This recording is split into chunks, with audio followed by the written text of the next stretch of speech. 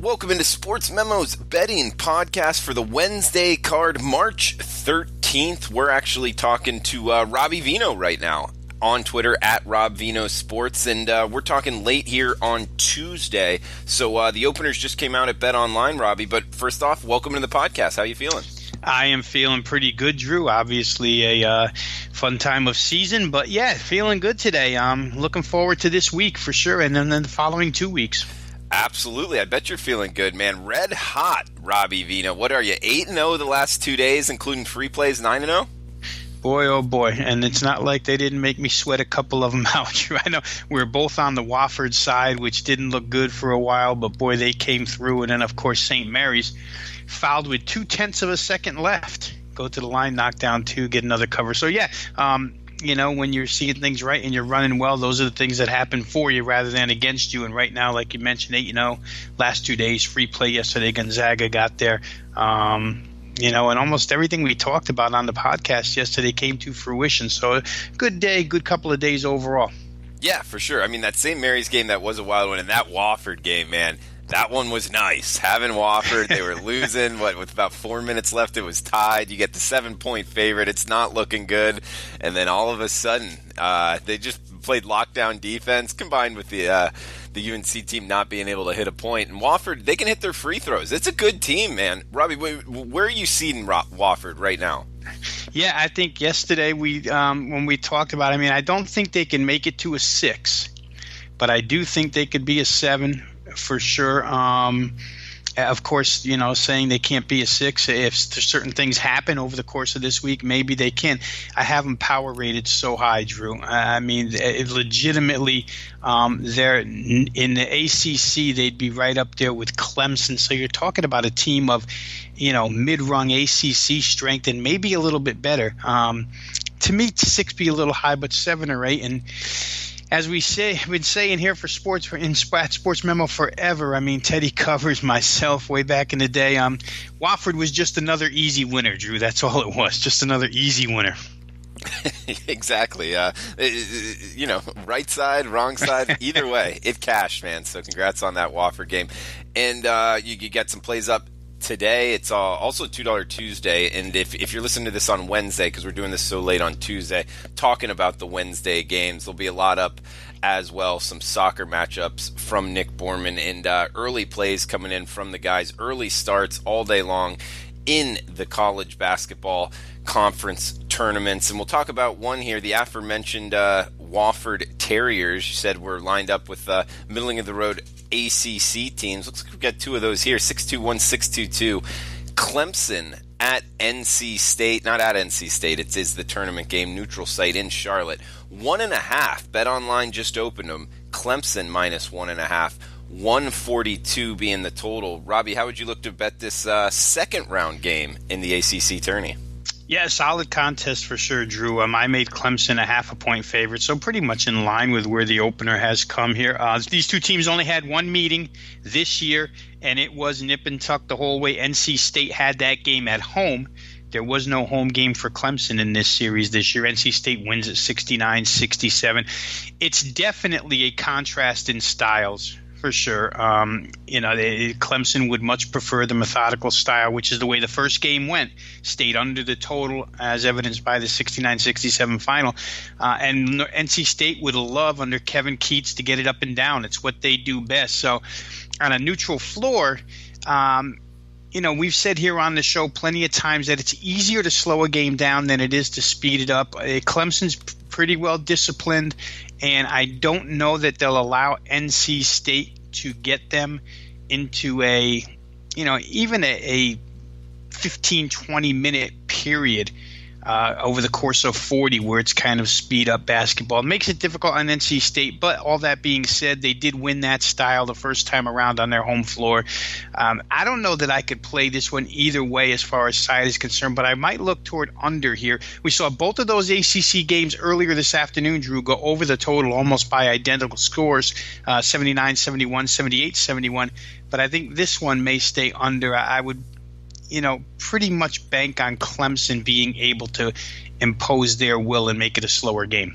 And Robbie, do you see anything there as far as, because it's something I like to look at in tournaments, as far as if the first couple games go over, look for games to keep going over. However, like you said, it wasn't like drastically crazy, like scoring, like 80 or 90 points per team or anything like that, where the rims might be, soft or anything like that. Did you notice anything of that nature in the first two games that would make you look towards the over?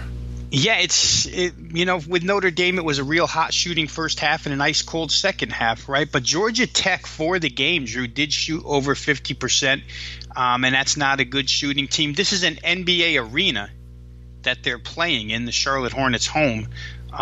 So certainly perhaps, the way the NBA games score, maybe we do get a little more offense here. But I still think styles make the matchup more than the tight rims or the loose rims. I think tight rims would be even worse here. We didn't see that today. I just feel like, Clemson, if they can go to Raleigh and slow NC State down and get them to play a game that totals 136, then they should likely be able to do the same here in Charlotte tomorrow. Good stuff, Robbie. And guys, remember, it's $2 Tuesday if you listen to this on Tuesday. If not, check out Robbie Veno's Rest of College Basketball Season. We're doing a special for today. You can get it for CBB with the coupon code CBB99. Just $99 for the rest of the season. That will give you the whole tournament, all the NIT, all the secondary tournaments, any college basketball play that Robbie Veno or myself, Drew Martin, either service going down the stretch here for just $99. It's $275, so it's a huge savings, almost $200 of savings. Check that out. Coupon code CBB99 at checkout. Rest of college basketball season with Robbie Veno or Drew Martin for just $99, or both for under $200. Try that out as well. We got 639, 640 up next, Robbie, in the Pac-12.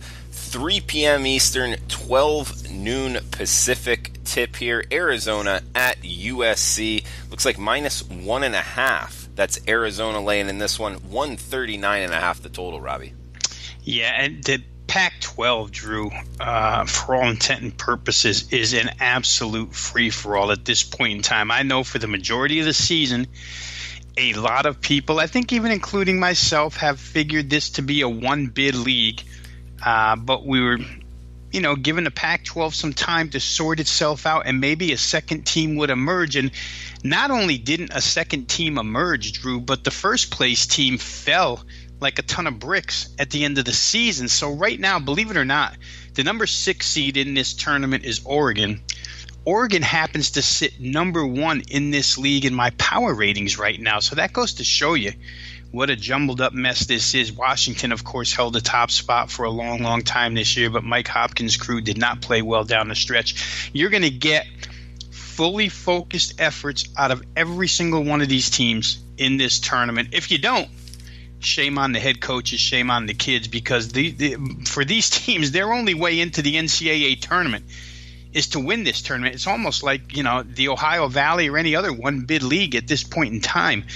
So I think with Arizona and Southern Cal, they played once this year. It was a complete blowout in favor of USC.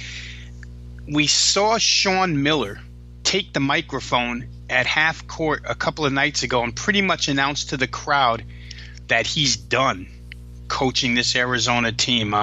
Told him how much fun it's been to coach here for 10 years, almost like he knows what's upcoming in this trial that a couple of coaches are going, he and Will Wade and a couple of others are going to be part of here. So for Arizona, maybe they play with a little bit of let's win one for the coach type of mentality. That has to be figured in here for sure as part of the handicap. Not as, I'm not saying that's the majority of the handicap, but you have to figure that in. I think USC has the more talented roster. They've underachieved. I think Andy Enfeld, the head coach of USC, is actually coaching for his job in this tournament. So there's all kinds of motivational aspects for all these teams to perform well, these two in particular. If I had to look here, I think I would look towards Southern Cal. It's difficult to say where totals are concerned, Drew. I'm going to have to play numbers rather than theories where this tournament is concerned, because it's hard to gauge whether or not these teams in the Pac-12 can play enough defense, the majority of them, to keep games under the total, although you would think that with all the motivational angles here, you would come prepared to play defense. So it makes kind of a contradictory argument, which is why, like I say, I'll probably have to find numbers that I prefer to play rather than playing a general theory. Okay, good stuff, Robbie. And, of course, the Pac-12 tournament in T-Mobile Arena in Las Vegas. Great scene there for the whole tournament, really, in Vegas. We got a 5:30 tip up next, 2:30 Pacific tip. Cal, Colorado, another 140 total here, Robbie, with Colorado, the Buffs, laying 10. Yeah, that might be a little bit cheap. I had them 11 as far as my power ratings are concerned. And right now, Colorado's a definite. They're one of two teams in this league that are play odds. Colorado finished strong to end the season. They are a good defensive club overall. The Cal Golden Bears, a team that has not shot well all season long. They've had a couple of moments where they rose up and, got a couple of unsuspected victories a couple of times that they won, especially that Washington game. Nobody thought California could win that game. So they've had a couple of moments, but I just don't think there's enough there, especially against this Colorado team, fully healthy, and like I say, played well down the stretch. Defensive capabilities as good as any team in this league, with the exception of maybe Oregon. So for me, it would be a potential play on Colorado here at -10. I would expect maybe that goes up a little bit. Neutral floor in Las Vegas really doesn't favor either one of these sides. I just think at this point in time, the way that head coach Boyle's team has come around, I think they're playing far more cohesive. And for me, Cal just too scattered as an offensive club to go ahead and take points with them, especially in this range. I mean, if it was a 14-point number, I'd shy away from Colorado. But right here at 10 with an opener, I think that the Buffs would be a good side here. That's a good word, scattered, with the Cal team catching 10 against Colorado. Guys, remember the coupon code CBB99 at checkout. Robbie Veno or Drew Martin's rest of college basketball season for just $99. Huge savings, $200 almost in savings.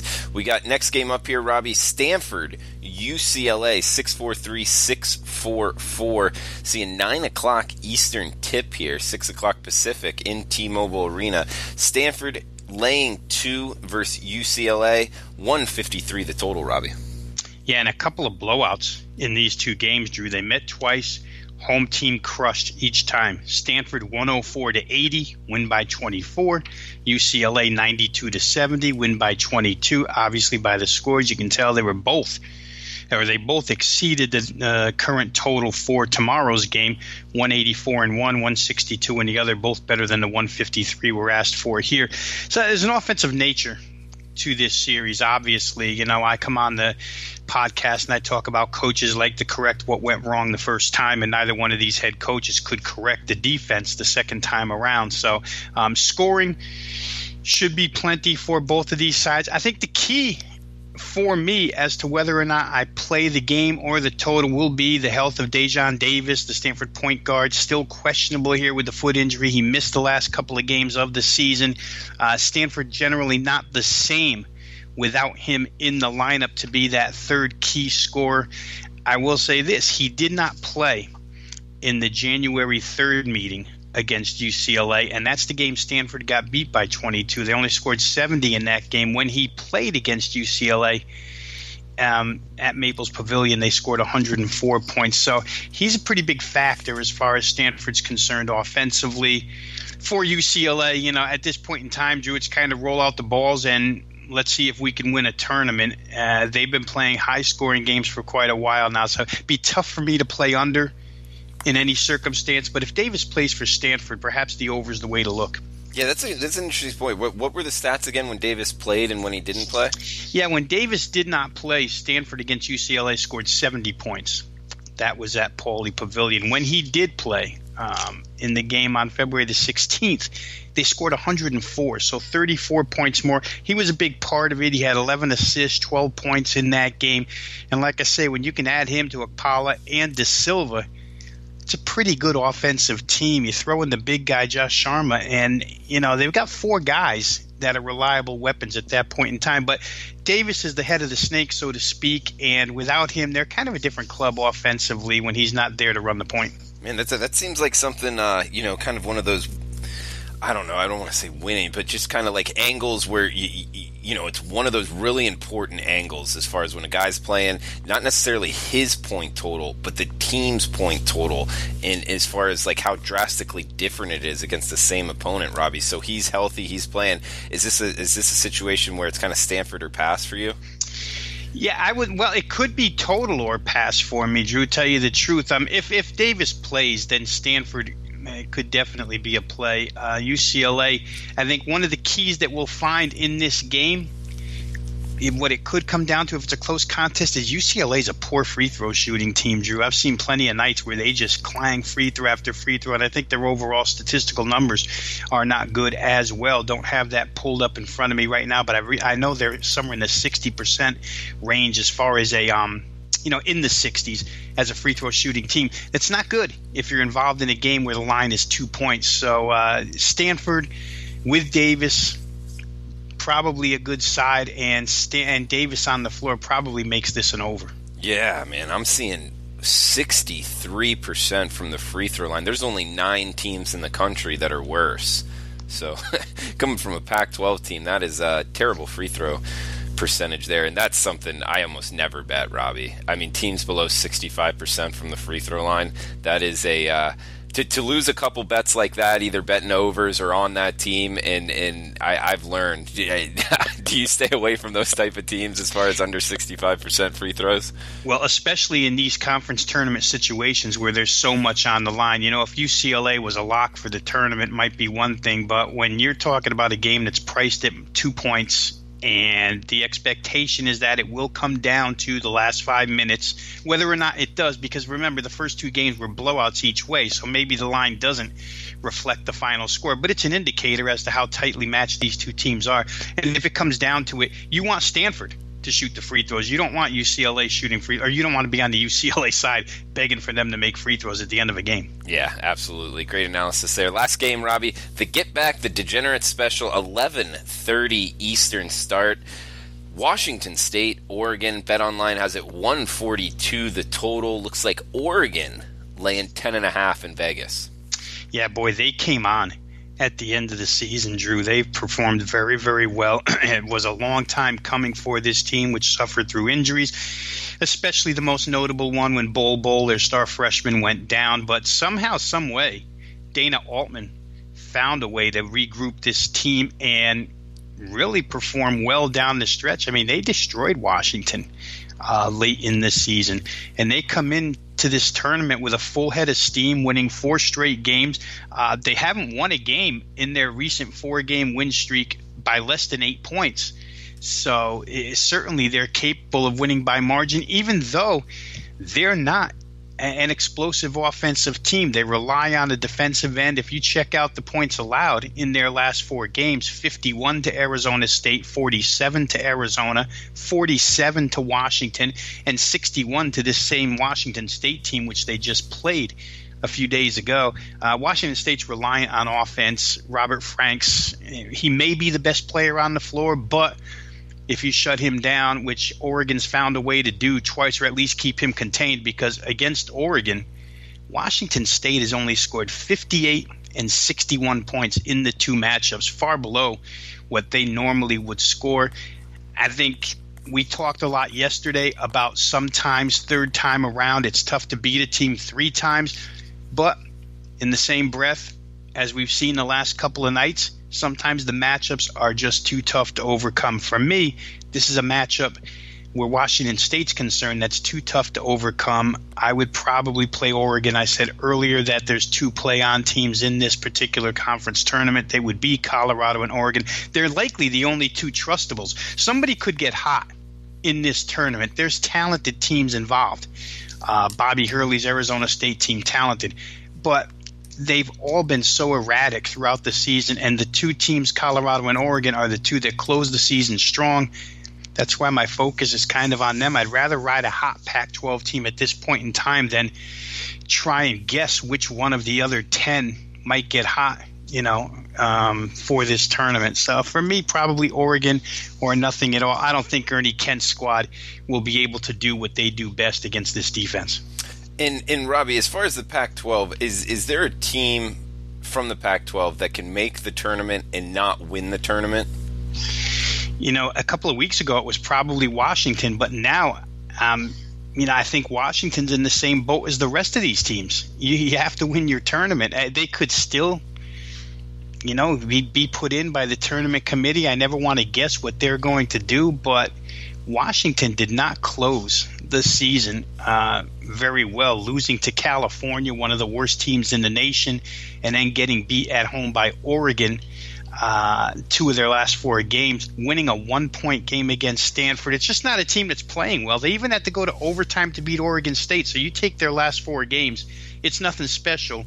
And if they don't show something special in this tournament, if they go out second round, I don't know if they get in as an at-large, Drew, tell you the truth. I don't think there's a single team that could bank on being an at-large in this conference right now. And it's interesting to think that. I mean, for a major conference, what about like Utah or Arizona State? What if they make a run to the championship and then lose in a close match to Washington? Either of those 2 teams you think could sneak in? Yeah, I don't know the exact net rankings on these teams, and maybe somebody's net ranking is strong enough right now to do that, but I don't foresee that happening, to tell you the truth.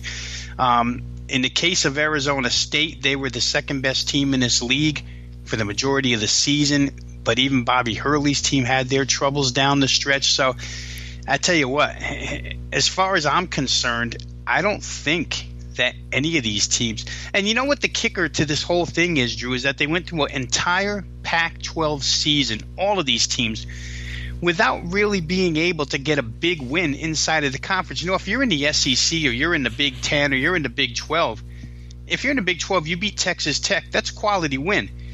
Beating anybody in this league really wasn't a quality win, with the exception of Washington for the entire season. So they couldn't gain any traction where the rankings are concerned, the net rankings included. And, I think they're in deep trouble. I really do. It's a shame for a conference like that to have such a down year, but this has been an extremely down year for the Pac-12. I mean, there's other teams out west that could have won the Pac-12. I think the Nevada Wolfpack could have won the Pac-12. We know Gonzaga could have won the Pac-12. There's teams out there that are better than any in this Pac-12 league right now. Cal Irvine out of the Big West probably could have come in third in the Pac-12 this year. That's crazy to think. Cal Irvine. It's nuts. Yeah, the Anteaters, correct? The Anteaters, absolutely. All right. Well, guys, remember the coupon code CBB99 at checkout for Drew Martin or Robbie Veno's rest of college basketball season for just $99, almost $200 in savings with that coupon code CBB99 rest of college basketball season. Robbie, anything else you want to throw out before we shut this down? Real quick, I was just talking to you off air, Drew, about how early. I can't believe the Big Sky Conference opens their tournament tomorrow with a 9:30 a.m. local start. Northern Arizona, part of that opening game in the Big Sky tournament, 9:30 a.m. in Boise, Idaho, 11:30 for us here on the East Coast. But, boy, wake up early if you're out west, because that first game is going to tip extremely. I don't think I've ever seen one start that early, Drew, to tell you the truth. Yeah, that is early. For college kids, man, that's a tricky handicap. Got to work that in somehow. Neutral site game in the tournament, but yeah, that's a wild one. Conference tournament, it's a wild week. It's fun times, good betting, good to be a sports bettor. And guys, the coupon code CBB99 at checkout gives you the rest of the college basketball season for just $99. Robbie Veno's red hot, 8-0 last 2 days. So great choice there with Robbie. Robbie, thanks for the time. We'll talk to you on Friday, talking the rest of the championship week. So best of luck with your bets. Best of luck with everyone's bets out there, and we'll talk tomorrow.